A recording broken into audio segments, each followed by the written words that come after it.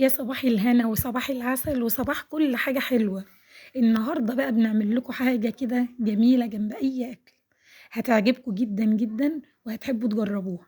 سلطة الطماطم بالحمص وبالثوم وبالتوابل، حاجة كده جميلة.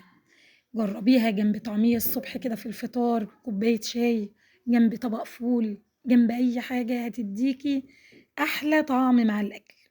شايفين حبايبي معانا فصين أو 3 توم مهروسين، معانا فلفل، طبعًا إحنا نقول إيه، نسمي الله الأول، بسم الله الرحمن الرحيم، ونصلي على سيدنا محمد، عليه أفضل الصلاة والسلام. ومعايا ليمونة، هنبدأ ننزل على التوم بالليمونة معصورة، التوابل بتاعتي توم بصل بودر، بابريكا، كمون، كزبرة ناشفة، وممكن فلفل أسود لو عايزة تضيفي أي توابل أنتِ عادي جدًا.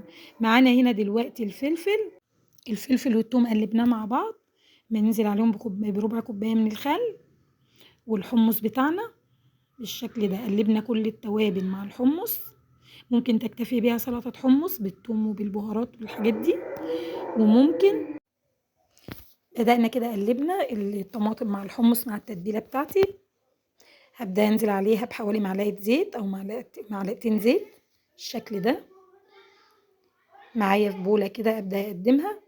دي تتقدم مع أي وجبة أنتِ عايزاها أو حاباها، مع مشويات ممكن، مع كل حاجة، وطعمها جميل، الخل والثوم مديها ريحة جميلة وطعم حلو.